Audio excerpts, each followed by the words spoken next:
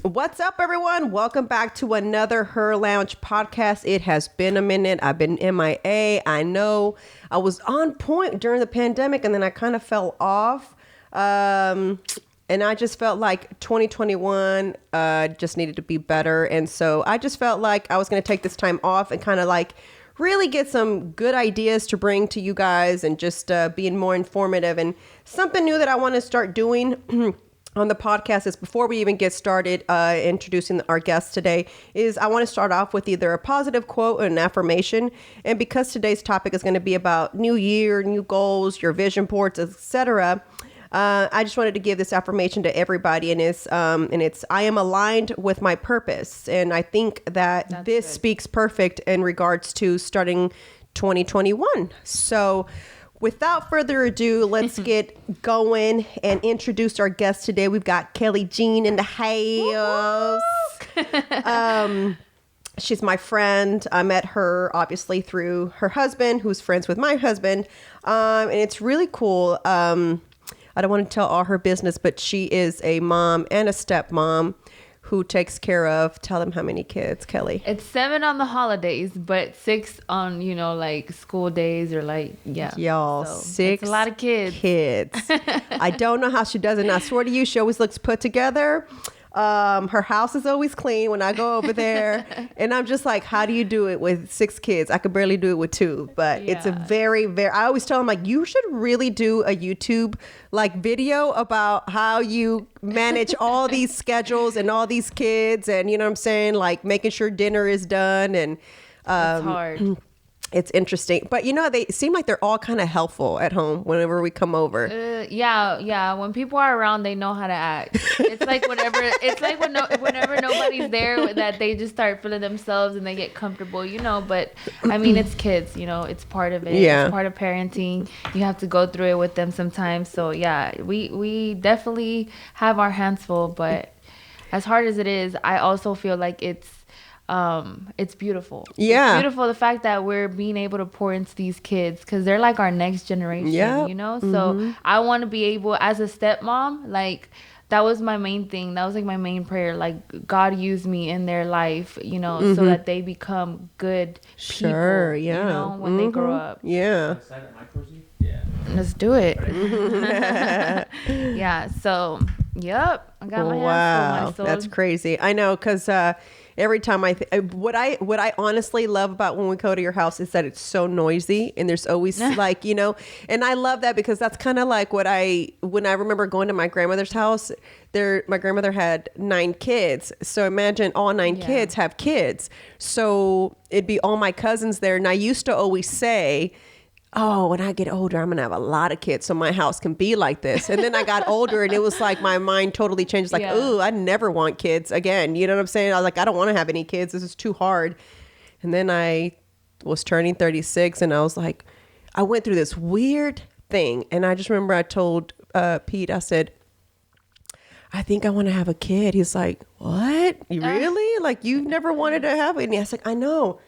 Excuse me. I said, I just realized I'm going to be 36, and I've never experienced being a mom. I'm a stepmom, but I'm not a mom. And I was like, and you know what? I think I got to have at least one before I die. I need to just bring one child into this world. And it's weird, because when I told my mom, she's like, you're kidding, right? I was like, no, she wasn't like, congratulations. Like, I'm so happy for you. Are you going through a crisis Yeah, it's right exactly now? what she said. It's exactly what she said. She goes, ¿Qué te está pasando? And I'm like, nothing. She's like, where's this coming from? She's like, you've never wanted children. And I was like, I just realized. You know what's crazy? And we're going to get into the whole subject, guys, I promise. But last Sunday at church, it was about purpose, which is the reason why I want to talk about our purpose today, right? And it says that we're made for a purpose, whether it is for you to create a family, whether it is for you to create a business, whatever it is, everyone has their purpose in life.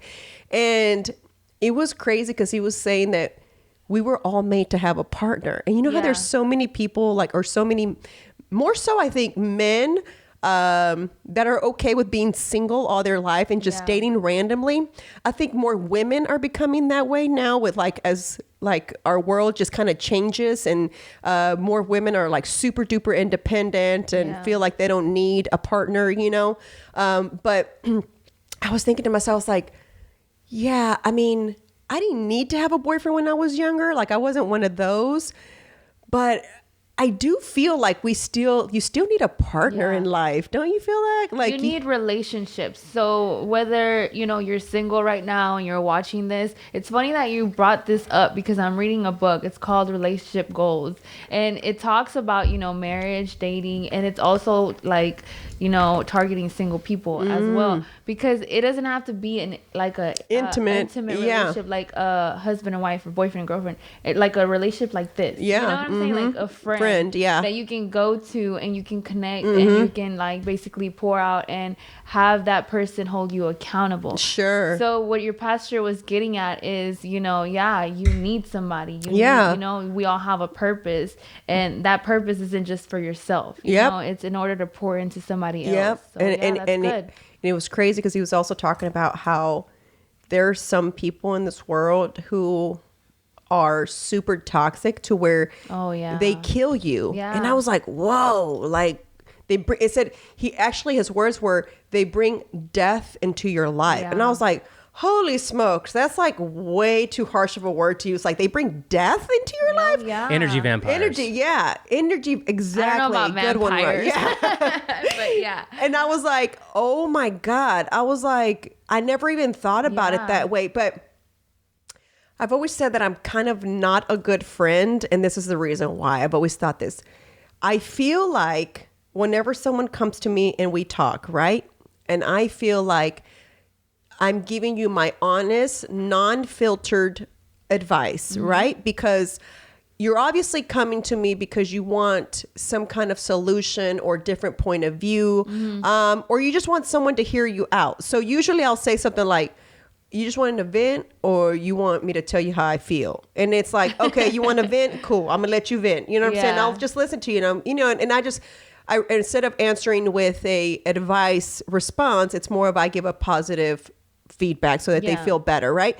But when someone calls and says they want an honest like opinion or advice, and I give it, and then you go right back into that situation, and then you're calling me again about the same situation, and I'm giving you my point of view the second time around, and then you call me again because you didn't like take my advice. At that point, I'm always like, well, what'd you call me for? Like, why do you keep calling me if you're not, you know, taking my advice? And that's why I've always asked, like, I've got to learn to be like a better friend in that sense, because I just don't have patience for that. Like, I feel like, listen, we sometimes put ourselves in certain situations that we probably shouldn't have been in, right? Now that you realize that it's like not a good situation and you need to get out of it, and you're asking a friend to kind of help you out here, and you're telling them what to do, or the advice of steps, or how you're willing to help, and then they turn around and do the exact same thing they were doing, I'm so confused. I'm like, what? So why call me and stress me out? I'm at home, you know, in bed thinking about my friend, like, oh my God. Yeah, right. Exactly. I'm all like, how can I help her? Because I'm like that. Once someone tells me, I'm like, how can I help them? Okay, maybe I can do this, or I'll do that. You know what? I know so-and-so who could probably help them so this way or that way. You know what I'm saying? Or whatever it is, I'm always trying to find solutions. That's how I think are solutions, right? And so when you're in a situation and I'm giving you a solution and you're still doing the same thing, it's like, okay, that's what he meant by death to friendships, or death to, you know, your atmosphere. It's like, you're killing it. You're killing, like, you're just so toxic. It's like, you need to fix yourself. It's almost like you need to find yourself first and work on your inner self, so that you stop allowing these like negative things to happen in your life, or negative situations. And I think sometimes, I don't know, have you ever met someone who you just feel like, damn, they like drama? They just have to have drama in their life. There's a lot out there. There's a lot out there. But hold on, let me take you back to what you were saying, because you were like, I call myself a bad friend. Yeah. But everything you're saying is like going towards you're a really good friend, because you're trying to find solutions and you're there for them. You let them vent and you give them advice when they ask for it. But so I feel like what your pastor was saying is like some people are toxic, and yes, you need to allow them to like work their stuff out, but also be there for them, because you know, I feel like we've all gone through that, because I know I've had those friends where I used to call them like, come pick me up, I'm done with it, and they'd come, you know, like 3 days later I'm back, and they're like wait, what, like, you know. So it got to a point where I was like, I'm just gonna deal with it. Like, if this is what I'm gonna you know, if this is what I'm choosing, then I'm just gonna deal with it. Like, I'm gonna stop you know, bringing other people into it. Yeah. So I get that point, but so some people are just so toxic, and I don't think it's so much them, but I think it's you that needs to choose to, like, you know, put a boundary, you know. Well, that's kind of what ends up happening. That's what I start to like push away, and then like if I see them call, I'm like, oh, I don't really want to talk to them. Well, just tell them. Be like, you know what? I already told you what. And if you're not going to listen, well, then you know what? You're on your own, okay? I just be like, golly, again? Yeah. What's going to happen now? You know what I'm saying? Like, I done told you what the solution is. Why aren't you listening? Like, my mom was very like, she was really strict. And so one of the things my mom kind of always showed us, like, growing up was like, and she instilled it in us, you know. It's like, in order for you to, and it's funny because I used to always roll my eyes when she'd say stuff like that, and I would be like, oh my God, there like, you go again, Mom, you know. And then like later, now that there's social media and there's memes out there that people make, it's funny because she used to always say, si no te quieres tú misma, nadie te puede querer, y tú no vas a querer a nadie la manera que debe de ser. And I used to always be like, what? And she used to always tell us that.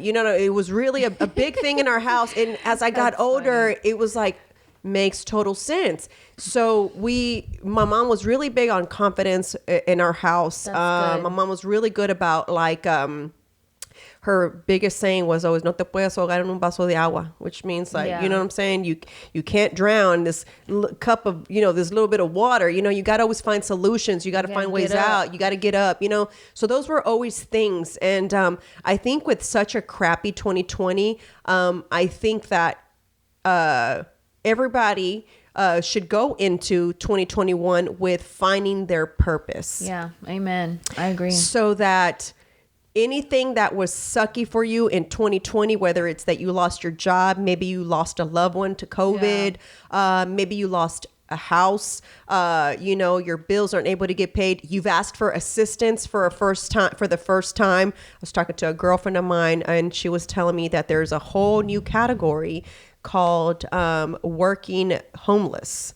So these are people who have always worked, but because due to the pandemic, they lost everything and are working, like they're working, you know, just whether it be a warehouse job or Walmart, anything like that. They're still working, but they lost everything through the pandemic, and they're trying to get back up. So they're staying in shelters. So they're like working, but they don't have a home.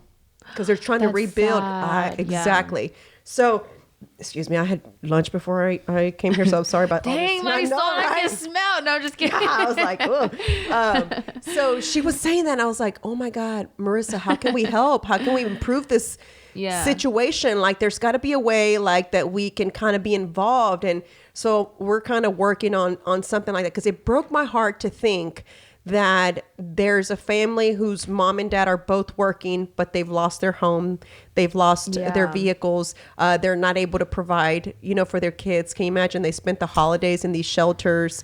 And then also they're having to, where do you go during the day? Because at shelters, they kick you out during the day. Yeah. And then you have to come back at night. So it's like all those things. I was up at night, like thinking about those things. And I was just like, God, please help these people get back on their feet. There's got to be a solution to all this mess. You know what I'm saying? So it's stuff like that people experience so much in 2020. I think for a lot of people, it's going to be, even for children, because I mean, when was the last time that when have they ever had to, pandemic. Pandemic or stay at home for school? Yeah. You know what I'm saying? Like do homeschooling. Like if you're a person, I don't think that's ever happened. No, I don't think it's ever happened. So that's what I'm saying. I think it was even a little bit traumatizing for kids too, especially for those kids who are abused at home and now are having to stay home. You know what I'm saying? With these parents, abusive parents, you know, and imagine if these parents are already frustrated from this pandemic, maybe they lost their job in addition to already being abusive.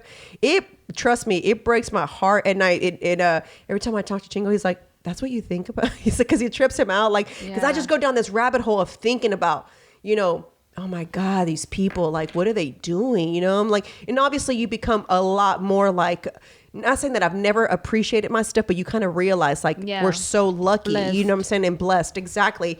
That, you know, we were able to get through this pandemic and, you know, we made it to 2021, you know, and as crazy as it is, I was talking to someone, they said, well, you know, it's just going to be a repeat of 2020. I'm like, no, it's not. It's the perspective. Can you not? It's the perspective. Yeah. I can't. I'm going into this year like I'm taking over. Yeah. I'm not going to allow this pandemic to continue to just make me feel like I was so like strict about, like, for example, like schedules. Like it was like, this is happening, you know, we got this going on. And it was like, I just kind of be like, all right, well, it's in my planner. I should probably look at it. You know what I'm saying? I got a little bit more like relaxed and just laid back. Compromise. Yeah. And I was just like, this, I told you, I was like, this is not me. I was like, you know, I'm like, he asked me, he's like, hey, do you know what tomorrow's schedule is? And I'm like, I think we have this. And I think you have Rob. And then I think we have to go pick up T-shirt. I'm like, I think none of it was. Versus back then it was like this, no, this, and this. So this is why my book of writing is back on, and it's like I'm not That's doing awesome. it. You know what I'm saying? I'm not doing it again. And I kind of get mad at myself for allowing something like that to kind of take over when I'm not somebody who I'm a problem solver. Yeah. So I'm not somebody who allows problems or issues to kind of like just, you know, take over my thoughts. And, you know, I'm like and then I'm analyzing all the bad things versus like, okay, well, let's analyze the good things. What good things can come out of this, you know, like, so it was like, for me, it was like, I'm going to say for me, the good thing that I felt came out of 2020 was, I did the Women in Business series on my podcast, which I thought it was really cool because I met so many cool women that were handling their business still in 2020, regardless of what was happening. Yeah. And I thought that was really amazing to me, that women in general, I think, are amazing. I think we're a unique species. Like, I'm sorry, men, but I don't think y'all were made like us. You know what I'm saying? So, you know, I think we're just really different. I think, we're wired differently, just like men are wired differently. You know what I'm saying? We don't, you know, or at least most women, you know, I know there's some crappy ones out there, you know, so I'm not saying every female out there is like the best, but you know what I'm saying? For the most part, I think we're wired a lot different, and I think that we see things differently.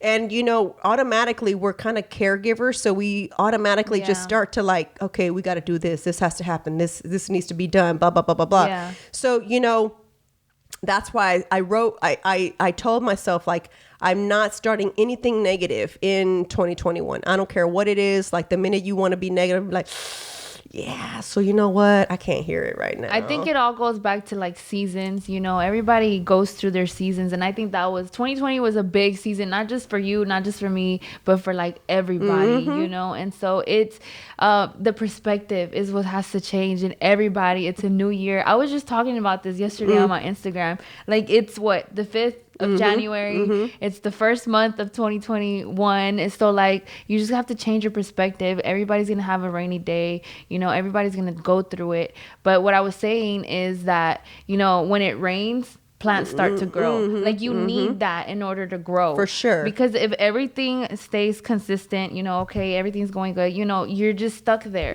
So there's always a next level that you have to push through to, you know, and you're going to get uncomfortable and things are going to change. And, you know, you have to like break down and rebuild, you know? So there's always hope. And right now, like Lucky and me, my whole family, we're like really grounded in a church. And so that's helped us a lot, because I know that, you know, us, you, me, Chingo, everybody, like our families, a lot of people are self, you know, employed. You know, nowadays that's like big. Like you were talking about, women are very independent and they're like, you know, I don't need a man. And so, a lot of people are basically leaning more towards being self-employed. I mean, that's the goal. Who wants to be working for somebody else? And I think that a lot of people had to get creative during this time and become self-employed because of the fact that they lost their job. You know what I'm saying? So something good had to come out of it. You know what I'm saying? It's crazy because I agree. I think a lot of people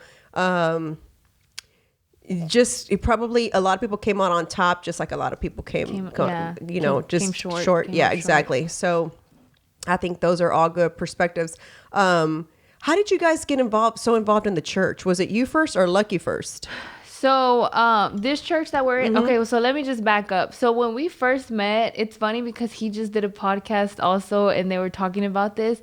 When we first met, I remember like we met and I was really grounded in a church, and it was a little church and I loved it because it was intimate and I just could feel the spirit and the energy, you know? And so I remember he wanted to hang out on a Wednesday, and my schedule, going back to, you know, how you had a schedule, my schedule was like Wednesdays I worked, and then like I didn't do anything but go to Bible study. So I attended my Bible study at that church, and he wanted to hang out, and I was like, yeah, we could chill, but we got to go to church. Like we gonna chill at the church. Yeah. And so we went, and that's how I started in the church. And then as our relationship grew, you know, he was still not there. He didn't really have that relationship with God, and I had just barely started it. I was so fresh that, you know, I got lured back into wanting to have fun, wanting to turn up with him, you know. And so we strayed away, but we came back because I was telling Rob that all 2020 we didn't drink. Like, so Lucky wanted to do this thing of, you know, I want to deny my flesh, I want to be a better person. Like he was like hungry for self-improvement last year. And so he was like, I'm not gonna drink all year. And he gave that up. And me, that wasn't my promise. So at first I was salty. I was like, man, look, you know, like I'm grown. Like, but as a couple, like I didn't want to be the devil. You know? I didn't want to tempt him. Like I didn't want to be his temptation. Sure. So I was like, okay, he's giving that up. So I have to sacrifice because I love him and I want him to be better for himself. So I had to give that up also. And I didn't drink. So we didn't drink all 2020, but, so that's what happened. And now we're at a better place. And all last year he was doing that, and then all of a sudden he was like posting motivational videos, and then the pastor of the church reached out and, you know, started talking to him, and that's kind of how we started. And we went to the church. We loved it because we had been going to church in our relationship, but we went to a bigger church. It was like we were trying, we were trying. We had the kids. We're like, okay, we need God. And so we were going to a big church, and we didn't really feel that intimacy. Like we would go sit in the back, and then before it ended, we like, all right, let's dip, let's go eat. And so, but with this church is different. You know, the community, the family is just more involved. You're more intimate, and the people there are just so welcoming. It's like it's really come as you are. And there's like no judgment. So that's how that happened. And I really think it's like you just have to find the right church, the right people. Even if you're not, you know, into the church, which I still encourage people to like, you know, try to find God. But if you're not there in life, just try to surround yourself with the right people. With good energy, not toxic, like you said, you know. So bringing death into your life. So that's very important. But that's how we got grounded. Wow. And now this year, you know, we're coming for it. 2020 is your year. Claim it. You know, you have to claim it. You can't be stuck in the past. Like all you have is right now. Yesterday is gone. Tomorrow you don't know if you're gonna have that. So right now, what are you gonna do with right now? That's what I said. I said this is gonna be my year. I know I've said that in the past, but I think this pandemic kind of like showed your weaknesses, your vulnerability, made us vulnerable, you know. So I feel like for me, it taught me a lot of lessons during this time. And I just felt like, it even taught me like you can make it work without a babysitter, right? It's obviously easier with a babysitter, but Girl, we had I don't know. I had to hire me a babysitter because I was like, oh. Well, during that time, we had to so that Pete and I could work the first half of the, depending on who had what going on in the morning. It was all right. So you have from 9 to 12, right? I had to work we around. went for our we had lunch together, and then we'd go for our family walk from about 1-ish to put Penny so that Penny could take a nap, and then we were able to do our work that consisted of us together, and then the last end of the evening was mine before she would wake up, so then I could take over and, you know, we could have dinner together and so forth. It was crazy. That's what I'm saying. Like, I think a lot of people had to figure it out, make it work. And so that made me realize, like, listen, if you made it work through that, there is no reason why you can't take over this 2021 because you learned what needed to be done. You learned how you had to like work with it. And it was crazy too, because before the pandemic, we had barely, and that's why I was like, all right, you the devil pandemic, because because we had just But it was like hair flip. Yeah, I'm like, you the devil, because right after Penny turned 1, I remember telling Ching, I grew up super religious. So we grew up Pentecostal. My dad was the co-pastor of my church.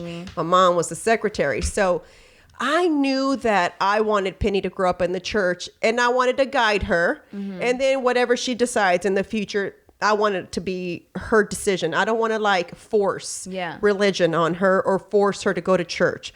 I want it to be something that she feels in her heart. And I think my parents did a really good job of guiding us. And then when we got to an age, it was kind of like, it's up to you now, boo boo. Like, you got to figure it out. We already gave you the path. Yeah. What you do with this, you know what I'm saying, is up to you, you know?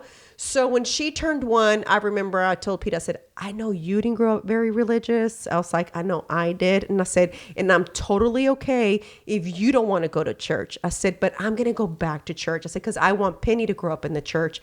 I said, so if you don't want to come, I'm okay with it, because I didn't even want to force him, but I knew that I wanted to bring my child into, you know, faith. You wanted to install some exactly type of, belief in her. So he's like, no, I'm down to go. I said, okay. I said, well, we're going to go to Baptist church because that's the religion closest to what I grew up. And before that, after my parents' divorce and stuff, I would still attend a Baptist church. And you know what I'm saying? Because they were the ones that I found was kind of closest to the Pentecostal. They're not as strict as Pentecostal, obviously, but they follow the Bible, and they were still, you know what I'm saying? It was still kind of the same teachings, you know? So I was like, oh, this is closest to me. And I also felt like, I guess because it's such a big church, I felt like no one could judge me. No one really knew me there. You know what I'm saying? And I just felt like when I was growing up, everybody knew your business, and I couldn't stand that. You know what I'm saying? When you're in a smaller church, and I always tell Pete the story because I remember my parents had now been divorced for like 7 or 8 years at that time. And you know, if you've always kind of grown up in church, you kind of always kind of try to find your way back. Well, I decided to go to church that day. On Sunday, I was like, you know what? I'm gonna go to church today. I ain't been to church in a minute, and you know what I'm saying? I need some Jesus in my life again, you know? So I go to church, and I'm sitting there, and I'm all like, you know, I'm feeling the service and everything. And then buzzkill. Here goes, I forgot who it was that went up there. They're like, oh, so we want to thank Mariswole for coming tonight. Thank you for joining us, blah, blah, blah. And I'm like, oh, thank you. You know, that was good. I'm fine. Thanks with that. And then they said, and we're still praying for your parents. So hopefully one day they get back together. No, they didn't. I said, bro, my parents been divorced 7 to 8. I think it was like 7 to 8 years. It was so long. I looked up and I just went like this.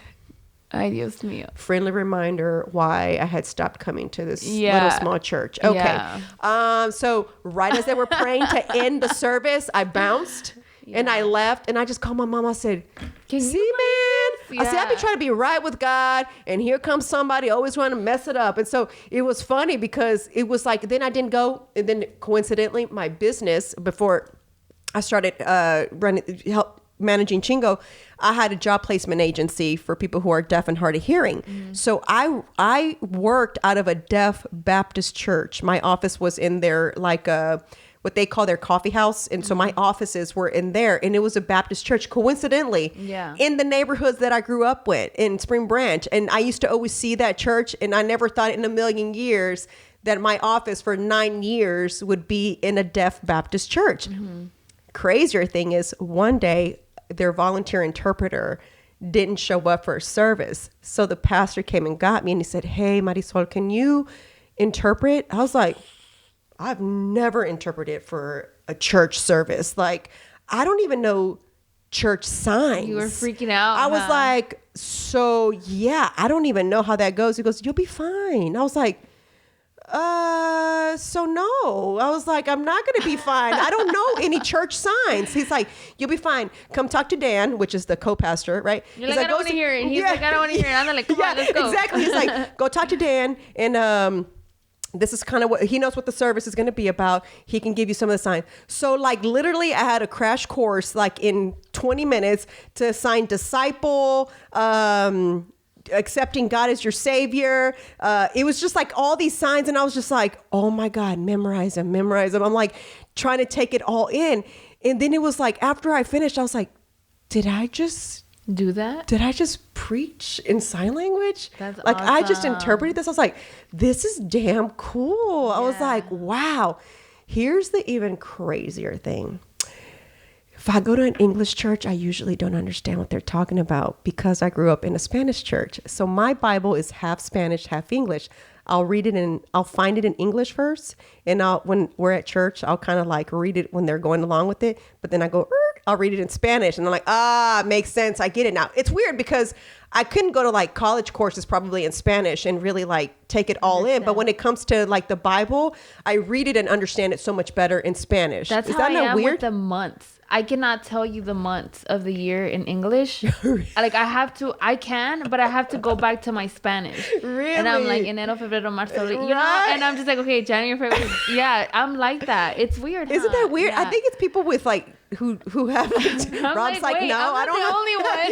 Yeah, exactly. That's kind of cool though, you know? When I told Pete that, he was like, so you can read the Bible, you understand it, but you can't read it in English. He's like, do you read in Spanish? Hey, I'm like, don't judge no, us. right? I was like, no. He was like, so you read in English, but you read the Bible in Spanish? Like, yes. Yeah. And it was hilarious. And it was like, that's interesting. I said, I don't know. But my point is, that day, the sermon was in English. I'm having to interpret in American Sign Language, which was crazy. I was like, wait, I had no problem understanding.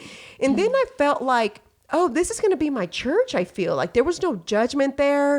It was just really weird. And then, obviously you don't go. Spirit. Yeah. And then it was like, it was good. I felt good there. Then I just stopped going, and then I'd start going again. And then finally, now, I told Pete, I said, I feel like this needs to be a part of our life. Like it needs to be a part of your life. That's whether good. you want to be involved 100%, it doesn't matter. But the fact that you're teaching your kids, we've always prayed. That's the thing. And since Penny was little, I used to always sing church songs to her. So you can ask her to sing a church song to you. She sings them all. So it's so cute though, because she knows them. And so now when she goes to church, she like tries to sing along. Yeah. Hey. She has no idea because she doesn't speak English, but she be trying to sing along. It's so hilarious. But we always, on the way to church, we always listen to Kanye's Sunday Choir. We love that CD. So anyway, she'll be in the back. Hallelujah, hallelujah. Hey, she just keeps going it. Hallelujah. And it's so hilarious because we had never seen her, but Pete was watching her through the rearview mirror. And he goes, look at her. And I was like, what? And she's all like, she was that's jamming it. That's funny because that's how Houston is. It's so cute. He's like swears he's a rapper, and he goes, and he does all this, and then he's like, that's my jam. That's hilarious. They're so funny. Yeah. Like they're hilarious. So I think that it's cool. So I think that's awesome, Marisol. I think that God was calling you. I feel like there's always a point in your life where you need to turn back to your belief. And I've always gone back and forth. That's the crazy thing. I've always gone back and forth.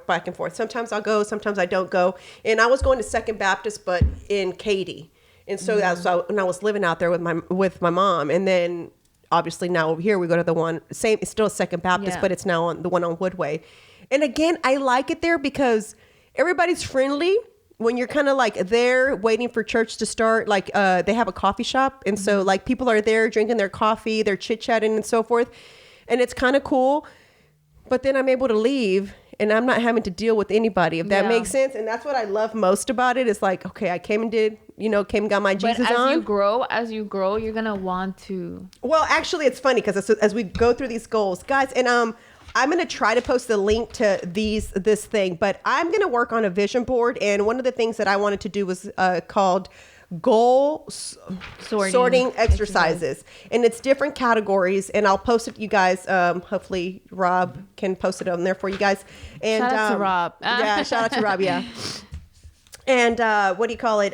For you guys to fill it out and do it yourself as you work on your vision board or your goals for your new year. And one of the things that is on my spiritual goal list is actually to read the Bible more, be more involved in the church, and actually go to the Bible studies that they offer there. You know what I'm saying? So those are some things that, I know as far as the spiritual part that I want to be more involved in. And also, I need to cuss less because I still can't stop the cussing. Like last night, we were talking about something on TV about politics, and I was like, this mess just needs to stop. And I'm just like talking to Pete about it. I'm like, there's people out there ain't got no food, and I'm all mad about it. Like, mad about it. But at the same time, I'm like, F this and F that, and I'm so tired of people, and I'm like, okay, what am I going to do every time I say a cuss word? I'm going to have to do something, whether it's I put a penny in a jar, I do 10 push-ups. I don't know, but I've got to do something to control. And it only happens when I'm like, I'm like talking I'm really like passionate about the conversation. It's like, and I told Pete, I said, you know what my problem is? I probably need to go and get a dictionary and find better vocabulary so that my vocabulary can be better. And then I don't have to use a cuss word. I can use an educated word instead of that. You know what I'm saying? That's a good alternative. Yes. I know you can do it because it's all about your consciousness. Like be conscious about what you're about to say. Almost like how you're conscious about what you eat sometimes. Yeah. And, so I know you can do it. Yeah. So that's on my spiritual goals. Something that I really want to start doing is read the Bible more, be more involved in the church, actually attend some Bible studies, and just become a member of our church, because we're not members. We just attend church. Not just go and yeah. So I want to be a member of our church. That's good. It's weird because my girlfriend, whose husband is a pastor there for the Spanish service, she is my friend since high school. And we follow each other on social media. When we were in high school, she's always been involved in church. She sang at the church. Her parents went to church. And so when I met her, because they would use the drill team dancers sometimes for musicals, which she would sing for some of the musicals. So it was funny because she was the only person that I knew that could relate to the way that I grew up, which was very religious and Pentecostal. She was raised Pentecostal also.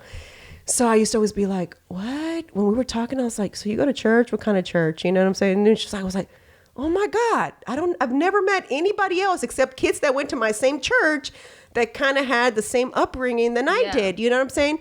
But you actually like church. Like I used to be like, oh, we got to go to church again, Because for me, it was more like my dad was the co-pastor, so I had to be there for the men's ministry because my dad had to go after church. Who's he going to leave us with? My mom was at work, so we had to go. So there we go to church. Then we go on Fridays for the youth. Then we go on Saturdays for the women. Then it was on Sunday. It was like Sunday morning and Sunday night. So it was like every day I was at church. I was just like, geez, I can't ever do anything because we got to go to church, So it was more like that, how I saw it.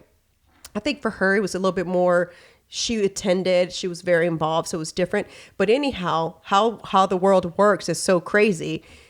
I saw her on social media and she friend requested me. I'm like, oh my God, I haven't talked to her in forever. I wonder how she's doing. I never get on Facebook. Here's the thing. I don't hate Facebook.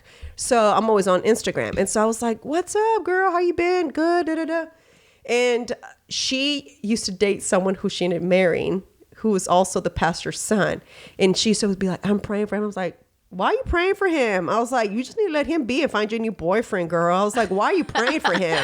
I was like, who prays for their boyfriend? I was like, it's your boyfriend. You finna have like 100 of them throughout life. Like, he's not the one. I'm like that friend that would say that, because she'd always be like, I'm praying for him. You know, I know God's touching his heart. I guess because he was kind of like trying to be out in the world, you know, and then also like still be at church. And so he would always kind of like, her feelings would be hurt, you know what I'm saying? I'd just be like, I was like, you need to not. I said, she saw the best in him. Yes, obviously, because I wasn't dating him, so how would I know? But she was like, I know God's gonna touch his heart, and she's like, I'm praying for him. I used to be like, why is she praying for him? You better than me. Yeah, exactly. I was like, I would not be praying for him. I would have been like, you got problems, boo boo. I gotta go. You know? And so then that's who she ended up marrying. And when she told me, she goes, I married Pablo. And I was like, wait, the guy from high school? She's like, yeah, he's a pastor at Second Baptist. And so she still sings for the church. It was crazy. And I was like, Iris, you did all that. Like, you know what I'm saying? And they're so involved in church. It's crazy because it's like you said, she saw something in him and she knew that this was the guy that God sent to her. I used to be like, there we go, this religious stuff. God sent her to him. I was like, Iris, we were in high school. Like, God's not going to send you a boyfriend in high school. He's going to send it to you later in life when you've got it together and, you know what I'm saying, like someone else. But she knew that was her person. You know what I'm saying? Story is different. Right. So I always think that's cool because what's the chances of, and her too, what I've always loved about her, she's never been pushy about inviting you to church. Yeah. How she reached out to me was Second Baptist had just opened a play area and it was open to children. Anybody can go. You don't have to be a member or nothing. And she saw that I would post that I would take Penny to these gym classes. She says, hey, our church has one and it's free. And I was like, what? It's free? It's literally down the street. She fished exactly. Just like it's free. I was like, okay, it's free. Because, you know, every time you go to these gym classes, you're paying to go. You know what I'm saying? And literally where she went was on Long Point and I-10. Then church is right. I'm sorry. No. I'm sorry. It is Long Point. And then the church is like a little bit before. So I was like, oh, this is even closer to me. I was like, yeah, I'm going to go check that out. And then I was like, I used to go to Second Baptist. I was like, I've never been to this one. You know what I'm saying? I was like, that's interesting. And then I almost feel like she was God sent. Like, I'm going to get her to come here. Yeah, like I'm going to get her to come here. It's almost like God was knocking at your door. Yeah, right? Like, and that's what I told her. You've been gone too long. Come on. When I told her that, she goes, girl, I knew. And I was like, oh, you knew? Okay. I was like, all right, I see what you did. Yeah. So it's funny because now that's where we go. And so she's never pushed me to be a member. She said, hey, if you ever want member information, just text that phone number that they always post at after church, you know, and then we'll send you, they'll send you information on how to be a member. I'm like, okay, thank you. And then, but that's what I love about her. She's never pushy. And, she doesn't sit there and there's some people that just God talk you. Like they're just, everything's got to be about, religion. And it's just like, okay, can we talk about something else? Yeah. Like, I don't need all that. You know what I'm saying? Yeah. And it's like, and by the way, that's not persuading anybody to want to go to your church with as much, as this is your, ready. Yeah. So I think she's got really good ways of talking, and she's very helpful and stuff like that. So I shout out to Iris because I was like, what's her name? Yeah, shout out to Iris because she did that. So anyway, that's part of my spiritual goals is just to be cuss less, be more involved in the church, get involved in Bible study, and then read the Bible more. Yeah. What about what's on your list for the spiritual goals? So first goals? of all, when I walked in, Mariswole hands me this sheet and she's like, hey, I think we need to do this. And I'm like, okay, we have homework. So she had me write all of these things, and my spiritual one, and we're gonna start there, I put minister, serve, and lead. So just to break that down, ministering, the other day, Lucky got a phone call. So if y'all don't know who Lucky is, he's my fiance. We're getting married. But that's like for relationship goals. We have a little square for that. Anyways, he just switched from secular music to Christian rap. So that was a big change for 2020 for us, for him, for us. And he has been dealing with kingdom music. And I don't know if you've heard of them, but they're like real big in the Christian rap, And so he's been dealing with them, and they called him and told him that they were gonna go do like a show or like a ministering thing at a prison. And it's so funny because we were kind of like bumping heads that day, and I was like, oh, Dios mío, like God, like work on him, because I felt like it was him, like you get caught up in your head and all the things that you see, and you astray from your faith, like it's all gonna be good. But so they called him and they told him that if he would come, that they would pay for him to come and minister to the inmates. Prisoners, and then before they ended the call, they were like, well, we know you have a family, and if your wife wants to come and minister to the women. And I'm just like sitting on the chair, so still kind of mad. I was just like we were just arguing, and now all of a sudden you're on the phone and you all good. Oh, now you want to be friends. Yeah. And so but that he said something after he got off the phone, regardless of what we were bumping heads for. He was like, babe, God is calling us to minister, and we have to do it. So that kind of opened my eyes. And I also I feel like we've been already kind of ministering without even knowing that we're ministering through our YouTube channel. Sure, yeah. So if you haven't watched my YouTube channel, shout out to Luciano TV. It is my family vlog, so go subscribe and like or whatever and binge watch. But yeah, we've been ministering to them through the YouTube, and we didn't even realize, but it's just so many people that we're touching. And I just love that. And then with the serve part, I've already spoke about our church. I feel like I'm at that point where we need to start serving, regardless of all our kids. Like, even if it's just once a month, I just want to do something, and then lead. I want to lead others. Like, I want to lead by example, I don't just want to be preaching to you. Like you said, you're not gonna like persuade nobody to go to church, but when my friends start seeing, so I used to be a mess, girl, like I was out here in these streets turning up, ratchet, everything, and so I feel like when they see that transformation and they start to see your change and how you're devoting your life or yourself to a certain area, whether it's working out, whether it's going to church, whether it's pouring into your kids, you're leading people, and you're influencing them. So that was my main thing, to lead people. And okay, so one of the things that I want to tell you about this goal setting, guys. So my husband, if you guys don't know, is a huge reader. He's a nerd. I'm just going to say he really is. And no one really thinks that about him just because he raps and, he's a comedian. Funny. Yeah. So no one thinks that, but guys, really, he is just really out there. I mean, Rob, you can attest to that, he's a big time nerd. He loves to read. He loves to research, and he's curious all the time. And one of the things that he's always telling me about is like, it's systems, not goals. And I'm always like, I know. But it totally makes sense, because here's how you do it. You evaluate your situation, right? Your current situation that you're in, to be able to, I know I got to move forward. These are the goals that I'm setting. But in order for effective systems and habits make it easier for you to accomplish your goals on a regular basis. So if you have an effective system and habits, it'll make it easier for you to accomplish all your goals on a regular basis. Yeah. So you have to have a system. So basically, what is your system for the ministering part? Is you're going to the prisons to speak to the inmates. What is your system to get started to serve? So actually, it's funny that you say that, because it's almost like how you said that, she reached out to you, you didn't even know. So the other day around Christmas time, we were at a church, and they had like a whole setup. It was like treats, cookies, hot chocolate. They were giving away toys, and they had a prop, like a backdrop of a whole bunch of balloons and like Grinch themed. And we took a picture, and I had to put my stuff down with all my kids.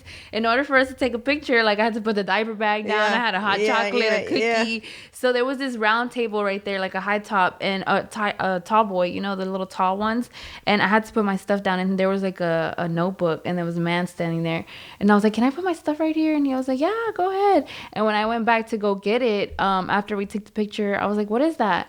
And he was like, it's Growth Path. And so you basically sign up, and you're going through like a course, these classes, to teach you about, you know, what it is to serve, how to devote your life, you know. And it started yesterday, and I attended. So there you go. That's already, your system. It's already in so you have it in place. There you go. As far as professional goals, what is it, something that you want to start like focusing on as far as your professional goals with work? I mean, I know you guys have your channel going. That's a job in itself. I don't know how y'all do that. I tried that Vlogmas thing, and I just posted that. So I'm gonna call. They're edited in my phone. I just was like, man, I don't feel like posting them right now. Okay, let me sit here.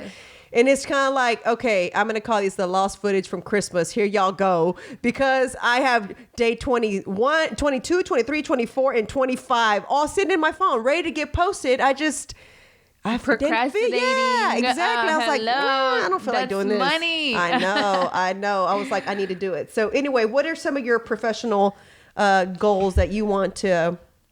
So my main one right now, this is so exciting for me, and I'm just so glad that you actually put this here, because I've been doing this back at home. I've been journaling, and like, you know, every day I'm like, how am I gonna get closer to this?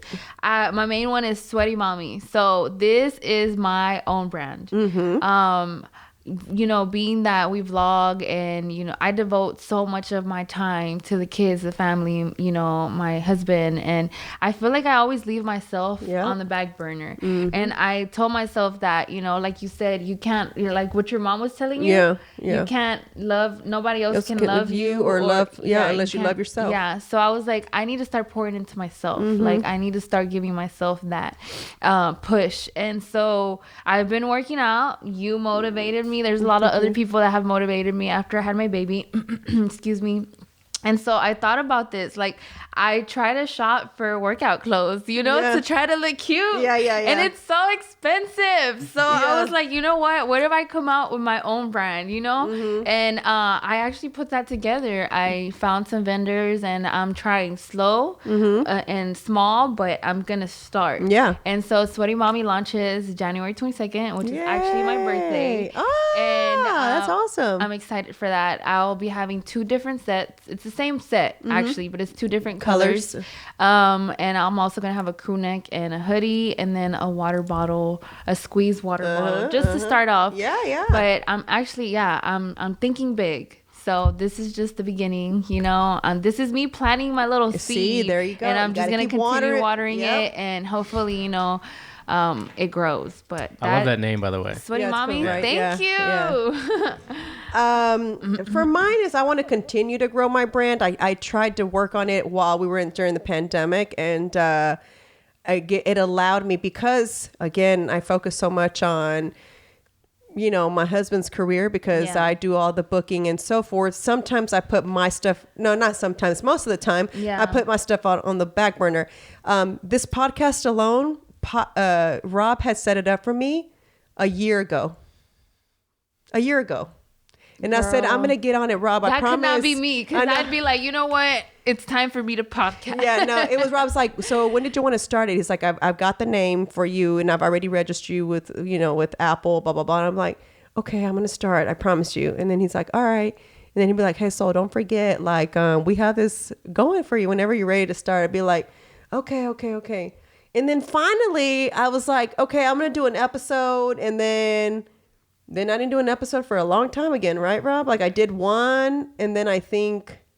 Yeah. It was you guys got super busy, and I got super busy. I put it on a back burner again. Same thing with my clothing line. I would start it. I dropped something, and that was cool. And then I wouldn't drop nothing again till way later. And then during the pandemic, it allowed me to focus on me because we weren't touring. So I said, I've got to get back on my podcast. That's when I did the Women in Business thing, series. And then I said, I've got to focus on my brand. I gave myself a budget. I talked to my creative director and I said, this is all I have to work with. I said, we're in a pandemic, and because I'm a person that budgets, you know what I'm saying? Too. So I was like, it's all I have to work with. What can we do? Yeah. And so we kind of sat down and, we just kind of started working on accessories. He was like, let's do some accessories first. I was like, cool. And then, the Mom Wife Hustler collection that's drop. my favorite, Thank girl. you. And I've got a few dropping this. So I've had an athletic wear idea for a hot second. We just kept putting off the branding and it was kind of like, okay, I don't know how I want to go with that. And I'm so super duper picky. That's my other problem. So it's not going to get started. So we have the logo, we have the name still it's just going to be Her Athletics because I try to keep it under the same Her umbrella. And so two of the things that will start to happen is in March. In March, hopefully the athletic line will drop. I literally have blanks sitting in our storage unit. I'll have to give you some for you to try because they've been sitting there.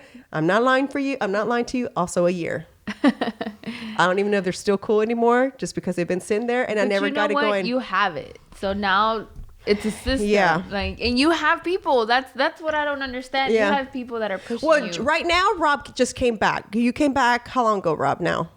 Just before Thanksgiving. Just before Thanksgiving. Yeah. So we he reached out again. We're like, all right, so, how much of a get on budget it. can we push towards this? You know what I'm saying? Because, 2020 was tough. yeah, 2020 was tough, and you're living on savings, and Yeah. you're living on savings, and then money that's sitting in the business account is you're for trying to business. invest, yeah. So you're trying to use this money to keep your business going, and meanwhile but no money's coming into the business account, and meanwhile you got savings over here that's got to help you keep you afloat yeah. for all your bills and everything. So it's like you got to be able to budget that and manage that. So it was kind of like, how can we work? And that's kind of how it was. Rob worked with us, and so now we're picking everything up again, so that's how I reached out to him yesterday. I said, hey, listen, I want to start my podcast again.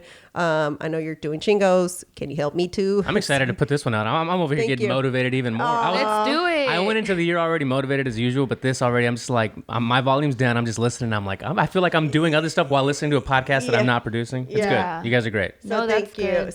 So growing my brand is something I want to do. I want to continue to grow it. I actually want to start networking a lot more. I'm really bad about that because I'm so busy. I don't ever take the time to actually attend like these women empowerment events or collaborate with other women. You know what I'm saying? Even though I did the Women in Business, I still haven't collaborated with any of them. You know what I'm saying? I've shown my followers who they are, but I've never tried to collab with anybody. So this year I said that I at least want to do some collabs with people to do whatever it is, whether it be, a fundraiser. I don't care what it is, but I want to network a lot more.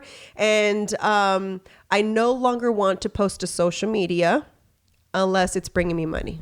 That's my new professional outlook on stuff, because we spend so much time on social media for what? You know what I'm saying? For what? So this is what I told myself, unless I'm promoting, educating you, informing you, or selling you some kind of good item. That's another problem that I have. I usually don't collab with brands because I do too much research on the brand. And if I feel like the brand ain't for me, and if I feel like I'm not gonna, I'm not going to promote you, so I'm not just going to do that. So that's another problem I have. I know a lot of influencers, and I'm not saying that I'm an influencer, but I know a lot of influencers are doing it for them. Influencer. What are you talking about? For money.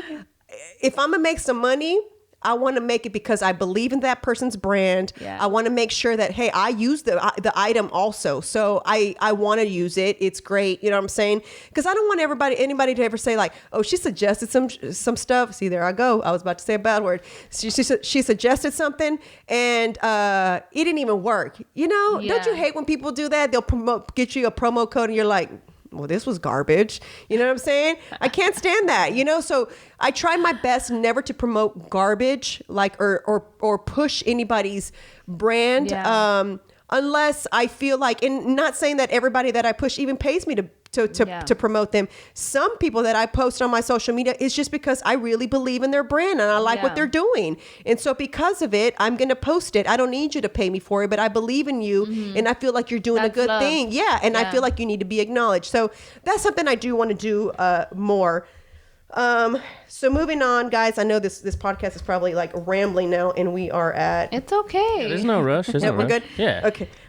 We moving on to the goals is physical goals. So that means like body, health, weight. Are you asking me or are you going to go? Yeah. So like I said, I have my baby Ro. Well, his name's Christian, but we call him Ro because his middle name's De Niro. And before I even knew I was gonna name him Christian, because we were arguing about the name, we were like, "What are we gonna name him?" I was like, "Well, I know I'm gonna name him De Niro, whether it's the middle name or the first name." So I was like, "We're just gonna call him Ro." Since he was in my stomach. But he was born in April during the pandemic, and my doctor was like, you have to wait 3 months till you can start working out again. And so I couldn't start working out till, probably around fall. And even then I was like, like, I don't think I want to. But I started feeling myself heavy, and like I would see pictures and I was the biggest I've ever been in my life. And then who really motivated me was my mother-in-law. Which is funny because she dropped 16 pounds and she started going to the gym, and she was like, Kelly, you should really go. So shout out to my mother-in-law.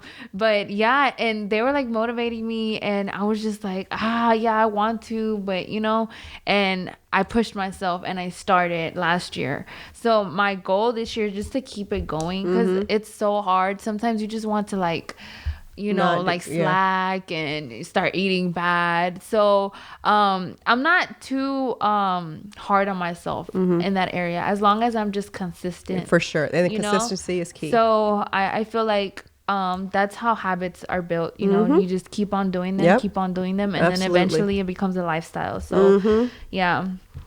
I guess for me, honestly, as far as body health and weight, I like working out, so I don't have a problem going to the gym. Like that for me is like how I really stress, how I feel better about myself. Yeah. So for me, that's kind of what it is. For me though, I want to actually, this is crazy. I want to cook more healthy foods versus just cooking what's on my menu. Does that make sense? Like I can eat what's on my menu. Have a meal plan, right? I have a meal plan, right? So you follow the meal plan. You sent it to me. I could not do it. Yeah, she couldn't do it. Like, oh my God. When you're used to that, that's what you're used to. You don't mind it, She was like, have a cup of oatmeal in the morning. And I was like, wait, that's it? Yeah. And she was like, yes. And I was like, I like eggs.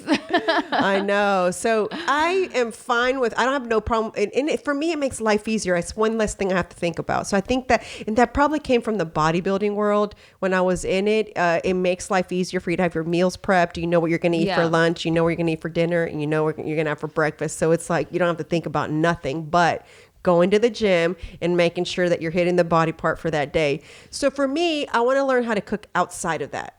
Does that make sense? Yeah. Like, and actually make some good meals. Actually, Rob's wife is an amazing chef. She actually was on what was that? MasterChef competition. Really? Yeah, 3 times. Didn't get all the way through, but she was on it. Yeah. So she posts, like, sometimes she'll post foods and it's like clean food, but she makes it look so good. I'm like, that's what I need to do. I need to find foods. Y'all need air fryers. You have air fryers? We have air fryers. Oh, I want one so bad. We have 2. We use it so much. Yeah. One for, I have it one on for my the protein, registry one for the wedding. Nice. So, one for the protein. And one for the vegetables. I didn't think about that. So I only have for the same time. vegetables. Yeah, that's genius. Yeah. We use that fryer for everything.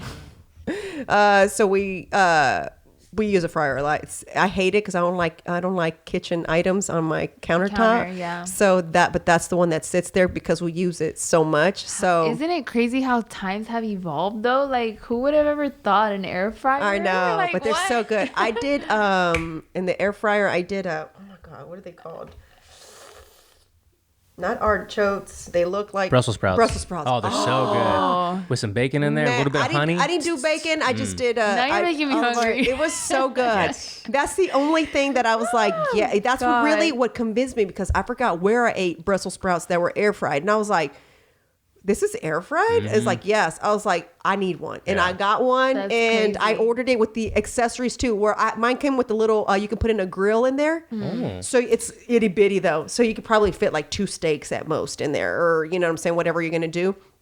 And I bought all the accessories for it. And it was actually during the pandemic. So it's funny. And I was Her like, cookbook coming soon. yeah, right. Her cookbook comes soon. Exactly. So it was like, that's the only thing that I feel for me. I don't have a problem.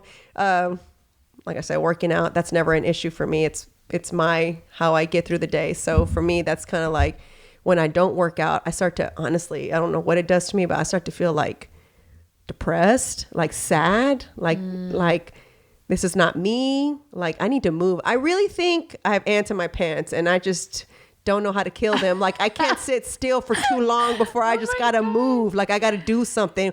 I'll be sitting there. No, that's good though. Yeah, that's really man. good. Sometimes I feel like, and then I get mad at Penny because she's the same way. And I'm like, well, wonder where she gets it from. Yeah. Like, I mean, hello, you're just the same way. So for me, that's kind of what it is. I want to teach myself, because I can cook bad food like no one's business. That ain't a problem. You know what I'm saying? But it's the healthier stuff, adding the right amount of the good seasoning. You know what I'm saying? Like, because I mean, it's easy to make enchiladas, tacos, anything like that, because you know how to do it. But to make healthy food taste good, I feel it's really hard, and I feel it's a bigger challenge. So that's kind of what I want to challenge myself this year, is to make healthy foods, and I'm going to start posting them. So this new thing that I'm going to start doing on YouTube is I want to post every Sunday. I'm going to have a new recipe that I'm going to try, and I'm not trying to make it like I'm not trying to make it perfect either. You guys are having it while I'm making it. So yeah, it's going to be as you're experiencing it. Yeah, exactly. So, okay, don't good. try this one, but the recipe is still here. You try it. Let me know how yours came out, because mine didn't taste good. This Sunday we did baked spaghetti. Yeah, so it was I saw so that. good. Like I was like, baked spaghetti? I never would have thought that. You know what I'm saying? So I was like, this is good. I don't know that I can have spaghetti the regular way anymore. Like there's plenty of leftovers in the refrigerator when we're done. And then we have relationship goals, which that includes whether it be with your partner, family, friends. So I don't know, you went first. This last time, you want me to go first? Yeah, go ahead. For me, as far as my relationship goals, I want to start incorporating more date nights for my husband and I. Yeah. I always feel guilty because we work so much and then we travel for work. I feel like our extra time should all be dedicated to the kids, especially, Mickey doesn't live with us. My stepdaughter doesn't live with us. So, when she's here, I want to make sure that, we spend enough time with her, because obviously during the day she's at school. When she gets home, it's homework, and it's like dinner together, and that's it. You know what I'm saying? So I always feel guilty us wanting to do anything, just he and I, because I feel like we already work so much, Y'all are always together. Always together. It's like, okay, it's cool. We work together anyway. That's our time. But really, that's not quality time. That's not really time that you have to like sit down. Our evenings when we sit down together and watch TV, or sometimes we don't turn the TV on, we'll just have tea and we'll just be chit-chatting about like, just what happened today or just life. And then, you know what I'm saying? That's it. And then that works for me too. It's weird. Like talking about how you're older, you know what I'm saying? It's like little stuff are, even sometimes during the day when we're the babysitter's here, we'll say like, you want to go have a coffee date? I'm like, sure. And we'll go have a coffee date. You know what I'm saying? Because that's the only time. Sometimes it's just during the day when we can have it, and no other time. Like on the weekends, same thing. I feel guilty. Like, I think that's a big problem. Well, not a problem, but like that's a big thing with moms. I feel like that all the time, man. But it's really important for y'all to continue to pour into y'all's marriage, y'all's relationship. 100%. And even if it's like just your date night with him, like what I was telling Lucky the other day, I was like, we should have like a date night with the kids, like you and Penny or you and Mickey, you know, and him, you know, have his time with them also, and then that way y'all don't feel guilty when y'all have y'all's own time, you know. But it's super important. Like us, we tried doing that too. We were like, okay, twice a month or even once a month, we're gonna have a babysitter and we're gonna go do stuff. Like I remember the one time we did, I think one time, the one date night we did was at the Chingo Blings, the comedy show. The comedy show. I wow, made sure that's a long time ago. Yeah. And then we also went, I wanted to go, is it paddleboarding? Yeah. I was like, I want to do that. And he was like not with it. So he had to do the kayaking. But I did the paddleboarding. But that was a date that we went and had on our own. And it's basically like setting aside some time for y'all to have new experiences, quality time, like you said. But on my little square, so the wedding is like everything right now to me, because it's next month and I'm just so excited. That went by so fast, Kelly. I know. Oh my God. It feels like forever though, because we got engaged and then I got pregnant. So, and then the pandemic. So I didn't want to go look for a dress and get married while I was pregnant. So we had to like, you know, push that back. But now it's here and I'm just so excited and I'm thankful that we made it this far and that we're actually going to make that commitment, you know, under God. But now that you mentioned about the kids, like, or like any relationship, I feel like that's a goal that I pray on that, because it could be hard being a stepmom. I don't consider them my stepkids. I always tell them that, like, y'all are my kids. Yeah. And I remember I think 2 years or 1 year into our relationship, they were like, what do you want for Mother's Day? And I was like, I don't want anything but for y'all to start calling me mom. Aww. You know. And so they live with me, so for the longest they would just call me Kelly, and like that was so weird. So like or Miss like Kelly? At the beginning they'd be like Miss Kelly, and I'm just like, bro, I'm not your teacher, you know, like no, like, you know. So it was weird for me, but I could understand that it was new to them, and you know, it's a process, you know. So yeah, but so Lucky raised them since they were little? No, they were with his mom, his parents. Okay. And so when we got together, they were like, it was a new thing. It's almost like as soon as we got together, like we hit the floor running. Like like we had all these kids we had to raise, you know. At first it was just 3. It was Kingston, Gigi, and Leah. And then the oldest came to live with us, which is Elijah. And then I had Houston, and now we have baby Ro. Yeah. And then on holidays, or like when they're off from school, Cece comes, which is his other daughter, his youngest daughter. And she lives where? In Victoria. Oh, Victoria, Texas. Yeah. So we actually just dropped her off last weekend before school started. But yeah, it gets hard with being a stepmom and just having to build that relationship with them and just let them know, like, hey, look, I'm not your enemy. Yeah, exactly. You know, like I'm trying to, you know, do my part. Like, can you know? How old were they when you got them? Well, Elijah was, how old was he? Like 13. He's 16 going on 17. Gigi was, I believe, 6. Oh wow. Or turning 6. She was turning 6. And Kingston was around 9 or 8. He was 8. Wow, they're little. Yeah, they were little. Yeah. I know. They're getting so big. Yeah, but that and just like, I guess with my friends, I feel like I don't have time with my friends, like ever. I don't even think I have friends. That's the same thing. I have friends. I told you this when we were DMing one day, and I was like, I don't know. I was like, just I needed to vent, and I was like, oh my God, I don't have no friends. I just realized crazy, that. right? I was like, yeah. I do. Like I mean, obviously I have friends, but like, you know, everybody kind of has went their own way. Like most of my friends don't live here. My one of my best friends lives in Germany. My other best friend lives in San Diego. The other girls that are like part of that group I hung out with, they live in the Woodlands. You know what I'm saying? And it's kind of like making time to coordinate with their kids, my schedule. You know what I'm saying? I mean, you kind of live the same lifestyle I do, and so It's every day there's something. Come on, you know that. It's like there's never, even when Rob was with us full time, it would be like we'd have Rob scheduled and I'd be like, so Rob, how does tomorrow look for you? You know, and he'd be like, I'm open, you know, I'm like, okay. Or we can shoot it for later this evening. Which do we do? You know what I'm saying? It was always like, a lot of late nights if you needed it. Yeah, exactly.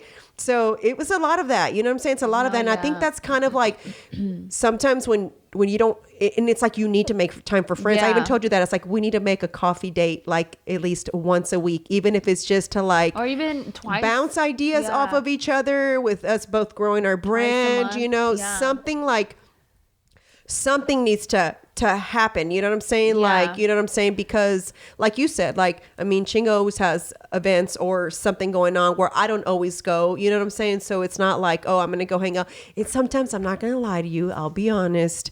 When someone invites me like to an outing in the evening, I'm always like, ya ni tengo ganas, right? I'm like, so I gotta get ready now. And wait, can I come in gym clothes or no? You're always welcome to come over and hang out with me and be all fodonga and just let the kids run around, girl. I'm like, oh my God. So that means I gotta get ready. Oh, no, but let me think important. About that. It's super important. The other day, remember, you saw that picture? I went on a lunch date with one of my friends to the Indian restaurant. But I was telling her, like, I've never done this. Yeah. Like, our whole relationship, I have never stepped out without him. Yeah. And just me and my friend. Yeah. And I think I did once when he was out and about, but it was like, you know, it was like we got into an argument or whatever because we were just not, you know, seeing eye to eye. But it's so important. It's important. It is. And I think your relationship with Lucky is kind of similar to mine, where y'all work together. So you're always together. You do everything together. Yeah. A little. It's funny because, but then when Pete goes out of town for something, I can't go to sleep. I have a hard time. And I've gotten used to it. Yeah, see, I'm not there. I'm not there yet. And now it'll be like 2:00 in the morning. I'll be like, I need to go to sleep because Penny's going to wake up in a few hours. And you're going to be like, and I'm just sitting like this, tossing and turning. And then it's like, it's, I guess, the only time I have alone time. So I'm sitting there just like writing ideas down, saving stuff on Pinterest, making notes. And it's kind of like, and now it's 2 a.m. Now it's 3 a.m. And I'll be like, oh my God, I've got to get to bed. And one time I told him, I said, I think we need to start having time apart. I was like, because I don't know how to kind of program I was be like, with him exactly. And have his energy with you. Yeah. I said, I don't know kind of how to be without you. I was like, and not saying it's a bad thing, but I think that 2 individual people still need their own time to themselves. Yeah. I guess for me is when I go get my nails done and my toes done. You know what I'm saying? Which is, I don't know when, because if you look at my nails right now, they're kind of like, tell me about it. And I be feeling guilty when I go. I'm like, exactly. I gotta go rush back home. And I'm looking at the time like, so if I get a pedicure and a manicure, about how much is it take? It's always my thing. And so it's like, I try to do it when the babysitter's here so that I don't, but then it's like, I can't, sometimes I want to do it on the weekend because there's work to be done during the week, but I can't because I feel like my weekends are made for my family and for us to go do things, ride bikes, go to the park, whatever it is. So totally. So all in all, basically relationship with like date night. Yeah. Date with your friends. Date with your kids. Yep. And then also date yourself. Date yourself should be number one. Yeah. Number one, yeah. And it's always at the end, bro. Like tomorrow at 3, let's go. Yeah, right? I'm not available tomorrow, so just so y'all know. And then moving on, so just so you guys get an idea of this thing, even though Rob's going to post it, there's different categories, and we've talked so far about professional, the physical goals, relationship goals. We talked early on about the spiritual goals. Also, that's one of them. And then there's also financial goals. So I'll let you go first. So like I said, it almost ties in with my professional goals because I am starting this brand, the Sweaty Mommy brand. And I feel like all our money was always tied in. And so with this, I had a conversation with Lucky and I was like, hey, I want to have a separate bank account for this. You know, like I don't want it to be, you know, all together. And with working together and our business, Little Channel TV or whatever, we've got to work with a lot of marketing people, and they've taught us this system. It was like 30, 20, and 50. 30%, I believe, I could have this wrong, but 30% always goes back to your business. 20% you don't touch. It's like your savings. You don't touch it. And then the 50%, you know, you play with like for entertainment or bills or this and that. So I think, and I told him that I want to start that system when I launch, you know, and that we should start this system again, because it's so easy to get sidetracked and you're like, oh, whatever, you know. So I definitely want to get back into that and basically invest and save. And my main reason for that is, okay, I know that I'm talking about Sweaty Mommy, but the whole vision was, okay, how can we... So the goal is to buy a house, and the type of house we want to buy is, you know, up there, you know, we have, it's not because we're trying to like stunt or be flashy, but we have a huge family, and for us to live comfortably, like we just need a lot of room, and you know, we do vlogs, so we want it to look nice, and we want it to be, you know, more on the newer, so the whole goal is to be financially stable to buy a house, because we could have the money but then our credit, you know, or we can have the credit but then the money, and then it's just like, you know, so that's the main goal, to save and invest so that we can buy your house home. That's great. For me, I want to start so the sucky thing is that we usually try to buy a rental house per year. And because of the pandemic, we didn't get to buy anything.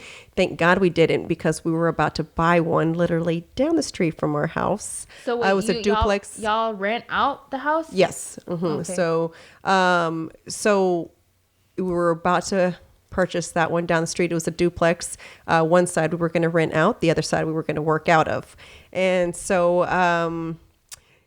pandemic happened. I was like, that's a lot of money I'm about to give up. So looks like that house is not going to be purchased. It needs to stay back in the savings account. So thank God we did it, because that's obviously how we've been able to survive.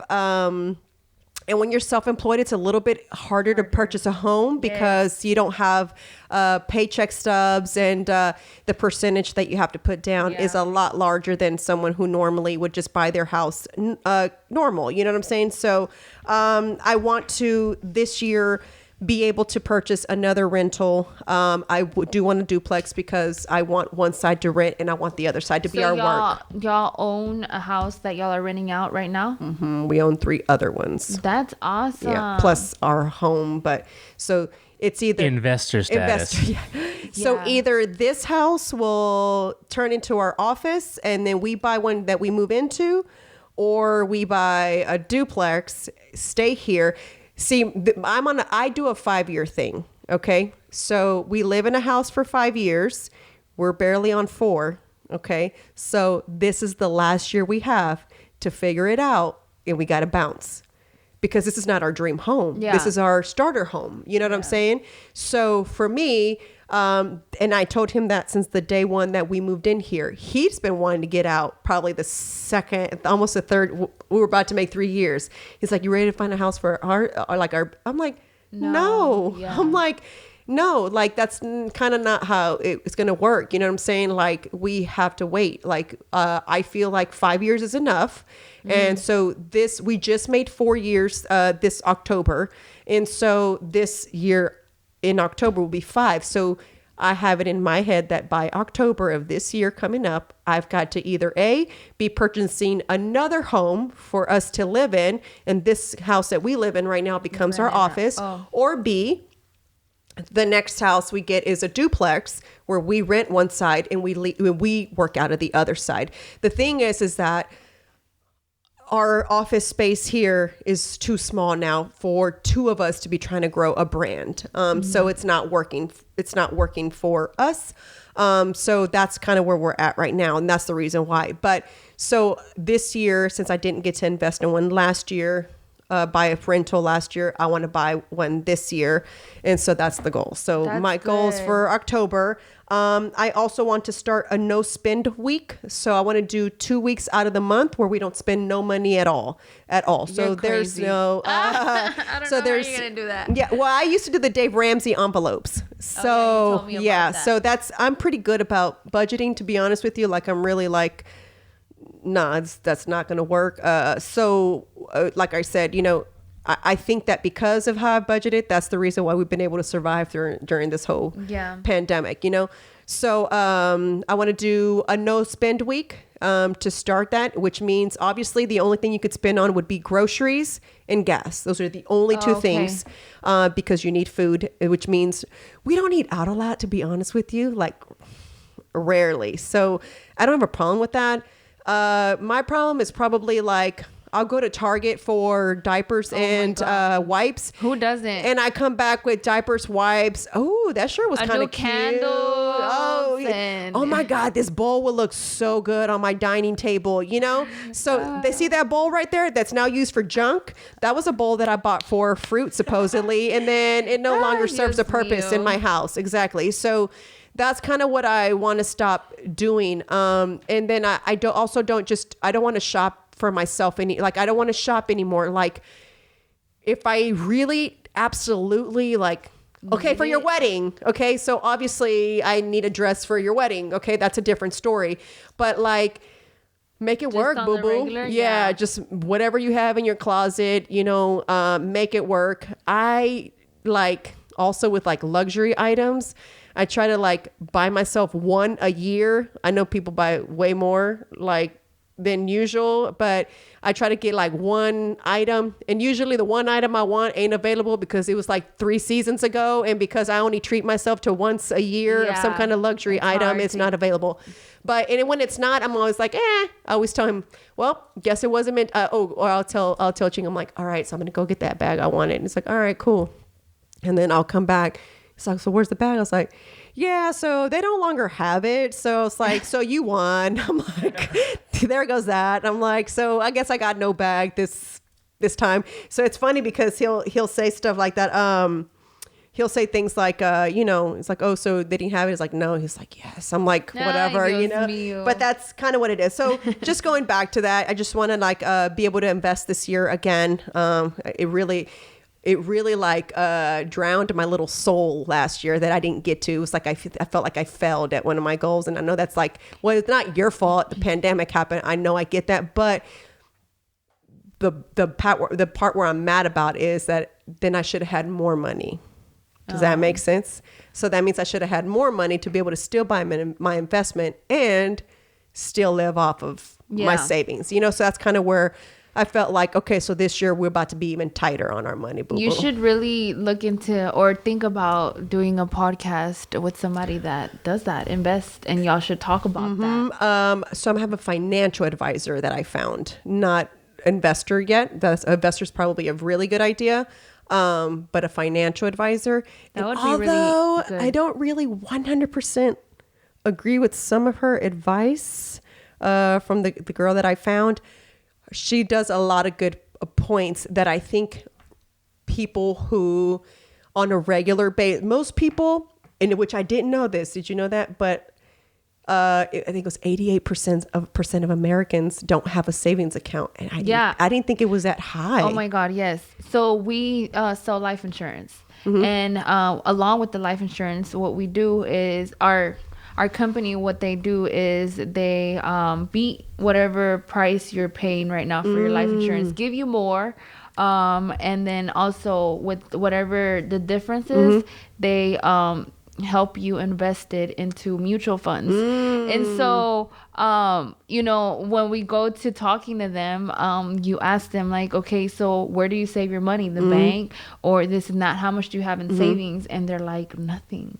And we're just like, wait, what? And it'd be like the people, like, imagine if we did this to you and you're like, nothing, and we're like, wait, what? Like, you are too close to me for you to be living like that. So it's like a red flag. And we're just like, no.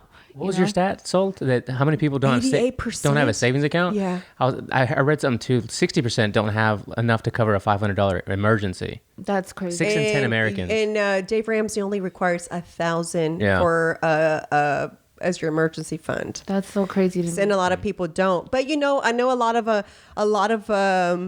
Americans also, as far as jobs are concerned, paycheck to paycheck, exactly. So we're kind of good about that. We have college funds for the girls. We have a retirement fund for us. That's good. Definitely got life insurances, because if I die, I need so that's I one for thing my baby to be. I want to really stress that right now. It's a new year, and if you don't know about life insurance, you should really look into it. You can always hit Lucky up on Instagram or me up, but it's so important because GoFundMe has just blown up. It has just blown up, and people be dying, and they just there's a GoFundMe, and I'm just like, you need to get someone's funeral. You need to get properly protected, so it's super important. Yeah, I agree. And then emotional and mental goals. This is just your mental health and your feelings.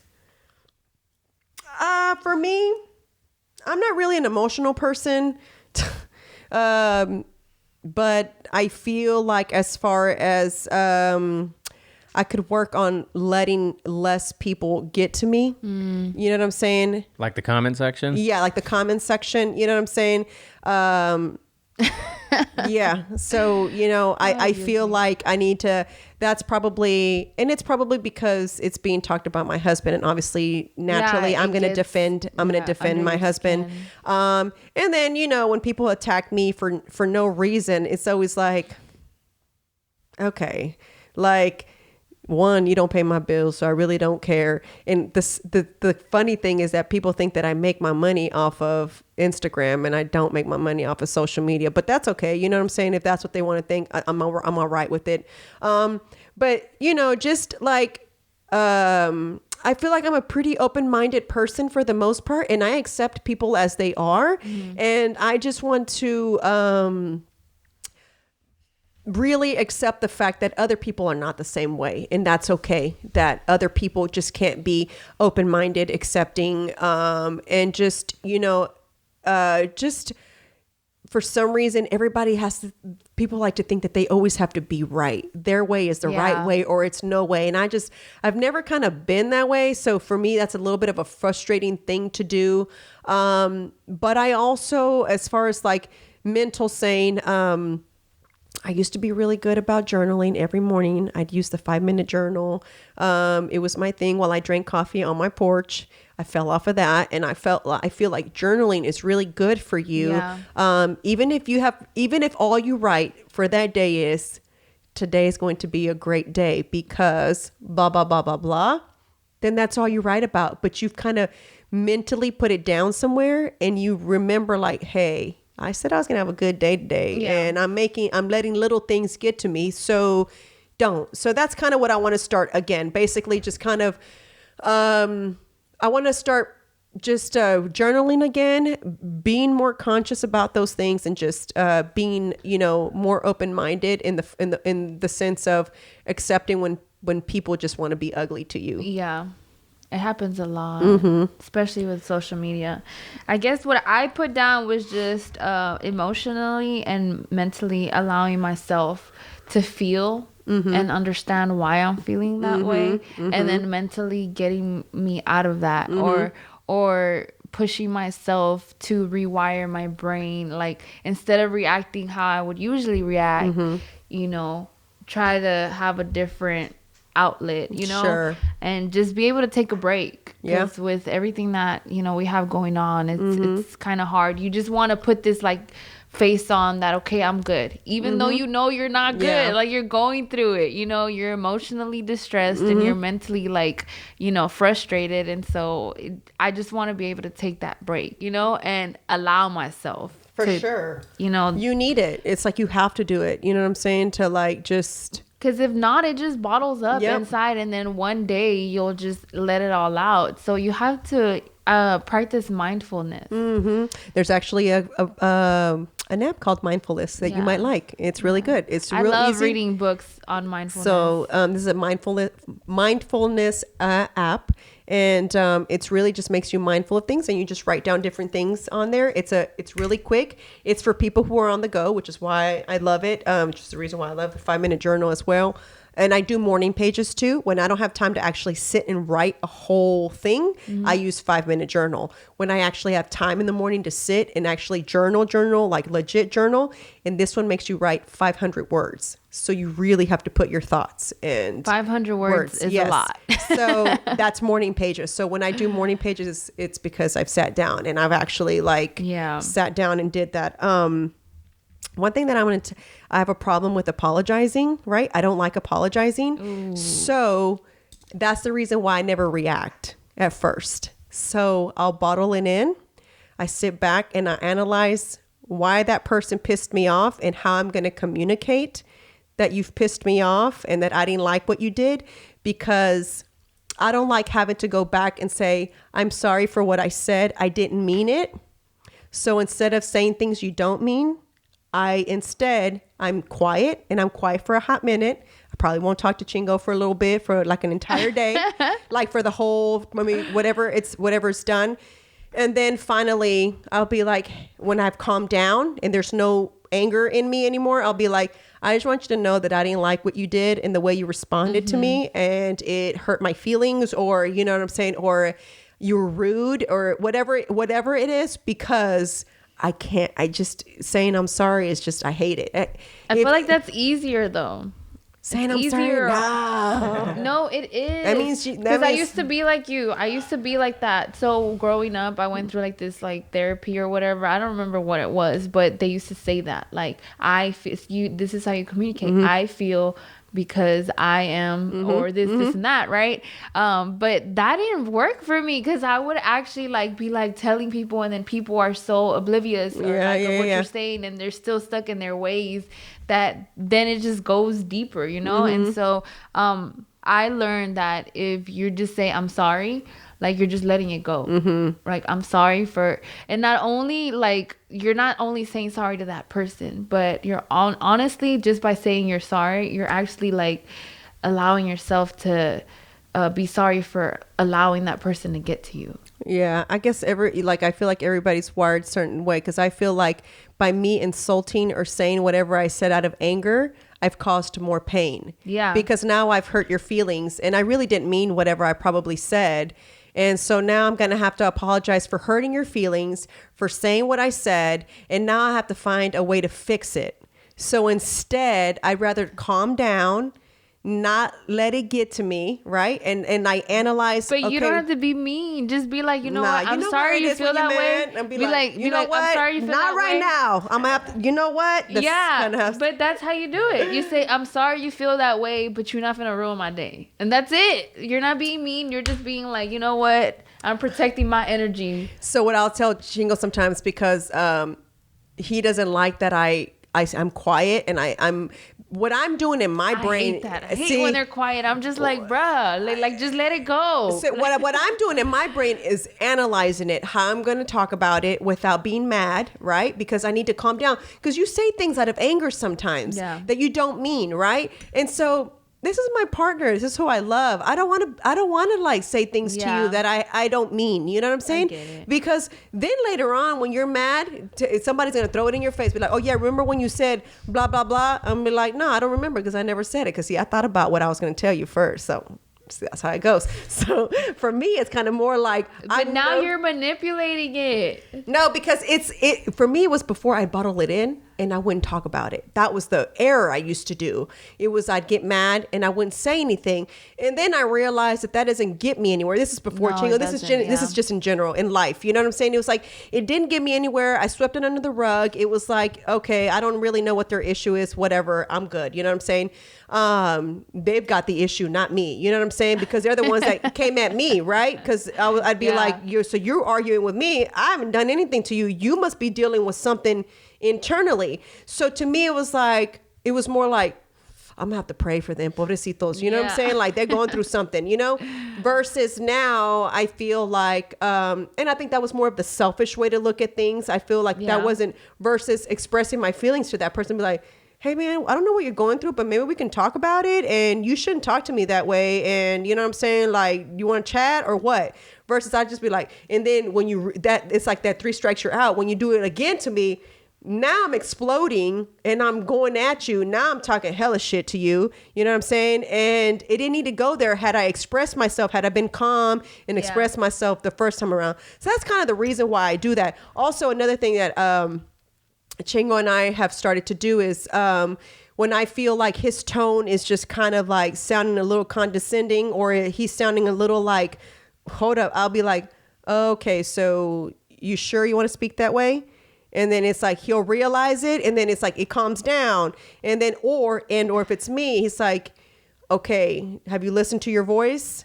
And it makes you conscious of that of what you're doing and we agreed on that. We agreed on that because sometimes I'm so overwhelmed and I'm not trying to be rude or a smart ass, but I verbally come out that way. Yeah. But meanwhile, I'm having to do X, Y, Z while still solving this situation. Mm-hmm. And then you interrupt me because you want me to handle that situation now, but I still have these other issues that I'm having to work on. You know what I'm saying? So I don't like really try to like be rude off the top, but some, you know what I'm saying? Have an attitude. That's what they say. Exactly. So sometimes I told him, I said, let's work on something. When you feel I'm being a certain way, or I'm being rude, or maybe I answered you in a rude way, let me know immediately so that it doesn't escalate, and I'll do the same to you. So that's kind of like something that we do at home so that it helps us. And then we've already been on here now, like almost what? 2 an hour hours, 40? I think. Oh. Okay. So let's just wrap it up really quick. So we have experiences, educational goals, and I'm going to let Rob say it. I say it's philanthropic. Rob says it's philanthropic. Okay. Goals. Yo no sé. I'm like, what? How do you say this? So experiences and hobbies that I want to do again. I had started taking. I've always danced. I danced for many years, and so I quit going to dance classes. And so I always feel that when I take dance classes, it helps me create creatively, and I feel like my brain is constantly working. And so I had started. And then life happens. I stop, and then I go, and then I pay, and then I don't go. And that's what makes me mad, is that I paid for it and I put everything else happening first before myself, which we've talked about. So I said this year I want to go back to dance class, and I want to stick to it. And Thursday is going to be my day. And so Chingo and I have both talked about, like, that's your day, and that's my time with Penny. That's his date time with Penny. So while I'm in class, you know, it's his time to be with her. Yeah. So that's what I want to do as far as my hobbies and experiences again. So mine, I was telling Lucky this the other day. We're getting married next month, and I don't want to go on a honeymoon. Well, I would love to, you know, but with everything that's going on, the kids, school, like, it would just take too much to have, you know. But I told him I was like, what do you think about, instead of having a honeymoon, take 2 days off and write a bucket list and just get it all done in those 2 days. And so what the main 2 things that I want to do is, I know probably we wouldn't be able to do it in those 2 days, we stay here, we would still have to travel, but I want to ride a camel. Oh, that's cool. I don't know. I feel like I want to ride a camel, or even like an elephant or something, you know, but a camel. And then I want to skydive, but he is like so against skydiving, and I'm just like so for the adrenaline rush, and I'm just like, let me do it, you know, like at least just let me do it. But I want to do that. I've ridden an elephant, but I don't know, and a camel, but I don't know about jumping out either. You've ridden them? Yeah. In Mexico City, there's the zoo, and you can Mexico City? Yeah, Mexico City. And so you can sit with the monkeys, you can pet the monkeys, they've got the elephant rides, and then they have the camel rides. Yeah. So I mean, I did that when I was way smaller. My mom took us, and so, but we did it. It was pretty cool. The camel was kind of like, this is okay, it's just like riding a donkey, but the elephant was the one that was scary, because you have to get on a ladder to kind of climb up, and then you're up, and then it's kind of like, and the elephant sways when it walks, you know what I'm saying? So you're kind of like, cool, oh my God. I was like, if this it's different. If you fall off a horse, you're all right. You know what I'm saying? Like you might get hurt. Riding horses. Yeah, that's therapeutic, like legit. Yeah. As Rob's like, yeah, my dad's got like 5 and I've never gotten. Yeah, I'm like, I'm all set. Yeah. You've never ridden a horse? No. I grew up around cows and horses and all that, but he has that at his parent, and he never. What is wrong with you? Yeah. I got chased by too many bulls. I don't want to ride anything, you know? Oh. That's hilarious. So I couldn't do the skydiving. I'm just not. What? See, I feel like I want to. No, my wife wanted to do it. She wanted to be an instructor. She loves it so much. She's done it several times. What? Yeah. There's a place right here, like a really big professional place to do it. Yeah. I want to so I think bad. in Angleton or something. Oh yeah. I feel like I'll get right there on the edge of the plane, about to hop out, and I'll be like, no, but then I'll just be like, okay, just push me. Now I've done paragliding. Okay. Which is you steer with an Almost. instructor. Not parasailing, not on the boat. You are on a cliff and you run and then you jump off.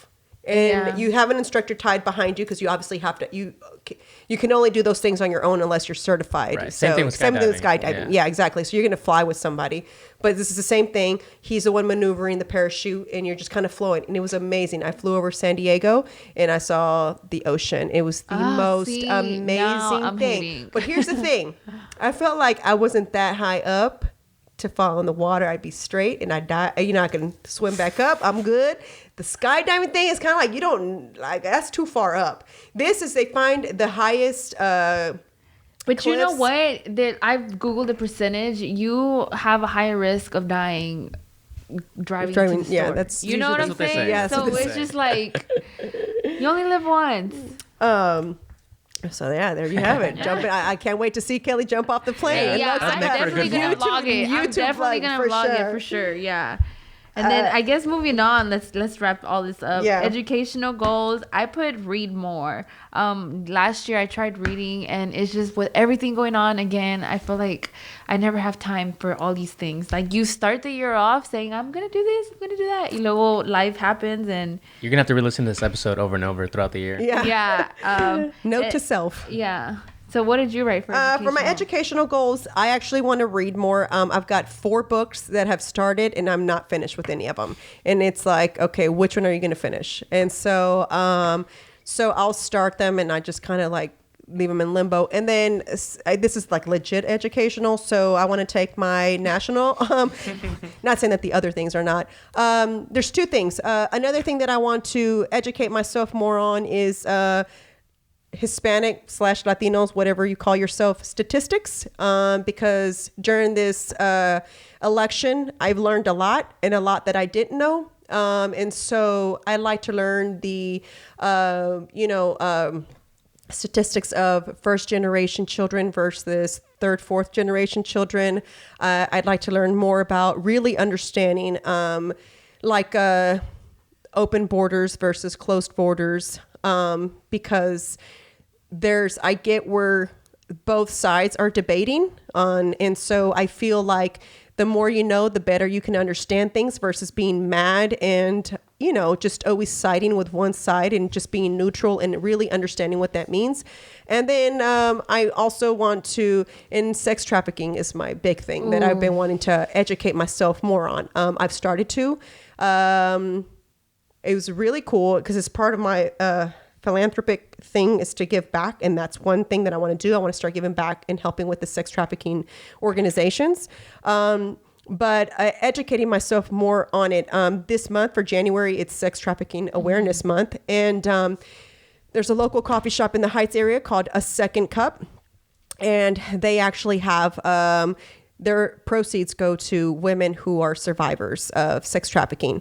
And there's women who sell items in her coffee shop who are survivors of sex trafficking. I bought this bracelet yesterday, and it says branded, and it's got a number there. And I really want to understand what that was behind or what that came about. Like, what is that number? Is that the number that the people who were sex trafficking labeled you as? Or is that the number that the police identified you as, and that's what you named your brand? Like, I want to know what that's about. So I've reached out to them to have them on my podcast.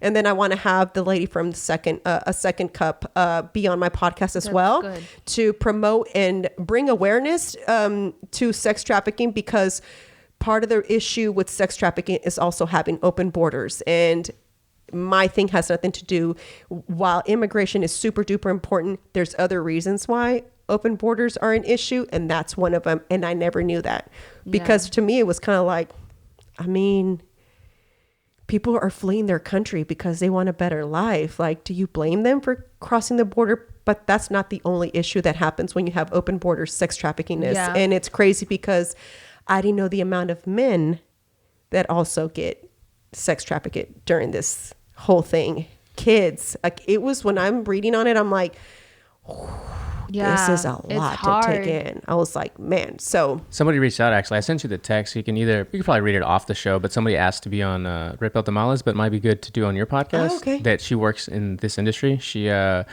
still was watching the show, and thanks for being bold. I live in Vegas, and I run a sex industry survivor-led faith-based nonprofit.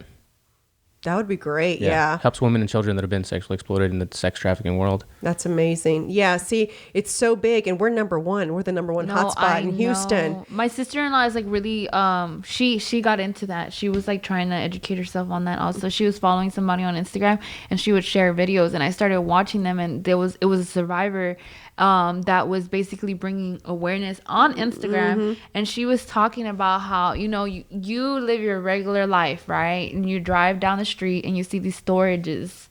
You know what I'm talking about? They're like everywhere. They're everywhere. And she's like, some of them get rented out, the whole entire building. And there's people there that are like literally sitting there in the dark and are being sold. And it's just, I couldn't get into that because I don't feel like I was mentally strong to like, I have kids, and I didn't want that to just start affecting me as a mother and start, because it does. It does. Like, it's just little things that like, oh, the skirt's too small or this or that, or, and I didn't want to be too much of I don't know the word. I see what you mean. Yeah, so that's kind of my thing right now. I just with politics going on, and people just always arguing about sides. I'm somebody who's in the middle. I don't lean one or the other. Just because you vote a certain way doesn't mean that you're always on that side or not. And for me, I feel like if you inform people about certain situations, I think that those things that you inform them about are maybe makes them at least curious a little bit to look into something. So, and then the last thing I want to do is I've been saying this for the longest and I've been putting it off, is get my national certification. I've been a level 1 interpreter for I don't know how long. And it's just because laziness, you work, you have other things happening. You put that one last. You want to prioritize it now. So now I want to prioritize it. And so I've been talking to my professors. So I'm going to do volunteer work to start getting back in it.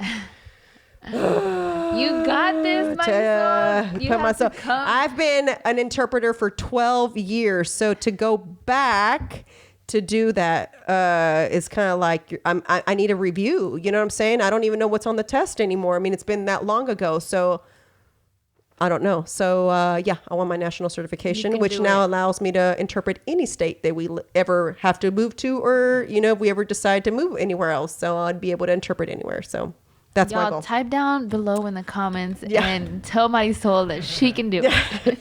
So anyways, guys, that's pretty much it. I know this was like, holy shit, a long episode. For the first one to kick off, it's good. It was great. It was pretty intense. So the bar has been set very high. Yeah. Damn it. So I hope you guys, this has motivated you guys. I hope you guys find your purpose in 2021. If you didn't find it in 2020, or you hadn't found it, period, make this year the year that you do find purpose, that you align yourself, spiritually, financially, with anything, your relationships, whether it be with family, friends, your kids, whatever it is. Find your purpose. And remember, if you're not happy with yourself, there's no way that you can make anybody else happy. So if it means that working on yourself is your priority this year, then do so, guys. And I know that you can do it. So Thank you guys so much for listening. I really appreciate it. If you are watching us on YouTube, thank you guys for watching. Leave comments below. Let me know what you'd like to see on the podcast. And don't forget to subscribe, comment, and share. So see you guys on the next episode. Thank you for having me. And Kelly, where can they find you? I'm sorry. Oh, on Instagram, my name is Asia_Stay True. YouTube, family channel, it's Luciano TV. And that's basically it. I don't really have any more social medias, but I am launching Sweaty Mommy. So yeah, y'all can get updated on that on my Instagram. So yeah. Awesome. Thank you so much for being on. I really appreciate you taking the time. I know you're busy. Thank you for having me. Thank you guys. See you on the next one.